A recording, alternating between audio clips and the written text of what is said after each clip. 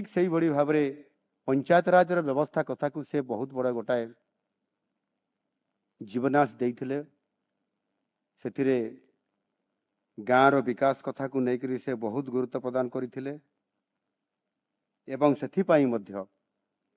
से आपंकर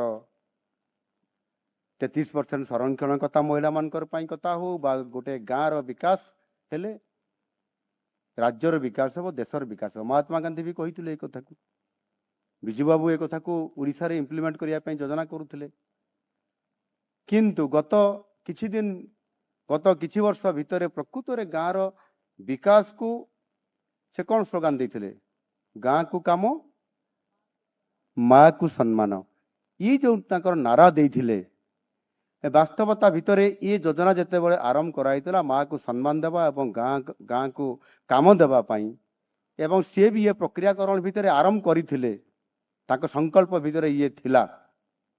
किंतु 2000 मसीहा पर धीरे धीरे ये बाट बणा हो गला ना गाँ को मिलला काम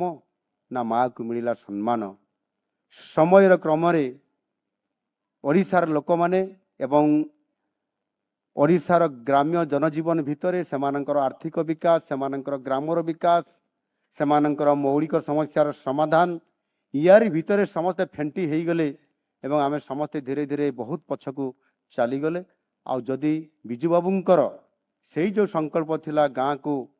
काम आ माँ को सम्मान जदि निरंतर भाव में तांकर भावधारा जदि से योजना सिस्टम रे जदि आमे आगो को जाई थांते विगत 24-25 वर्ष भितर निश्चित भाव में आमे बहुत आगो को आज जाई पारि थांते गोटे गाँर अर्थनैतिक दृष्टिकोण आज आमे सहर मुखा है न थांते से गाँव रे मध्य आमे सेठी इनकम करिवार समस्त प्रकार योजना को आमे सफल रूपांतरित करि पारि थांते आज आमे ताकू पुनर्बार आउतरे सेही बिजु बाबूंकर स्वप्न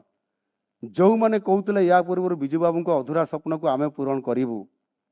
वास्तविक से पूरण करि पारिले नाही आज आम सरकार पूरण करने जाउछंती ये होची वास्तव चित्र। आज आमे विकसित गाँ विकसित ओडिशा योजना आमे आज आम सरकार आसीबा मात्र ही आमे निष्पत्ति नहींचु जे गोटे गाँव रे तार आर्थिक विकास केमती हेई पारिबो सामाजिक संस्कार केमती हेई पारिबो एवं से गाँव मौलिक समस्यार समाधान केमती हेई पारिबो साधारण भाव में गोटे एसएचजी ग्रुप रो माँ माने गाँव रे कोठी बसिबे से आलोचना करिवे कोठी हिसाब निकास कोठी करिवे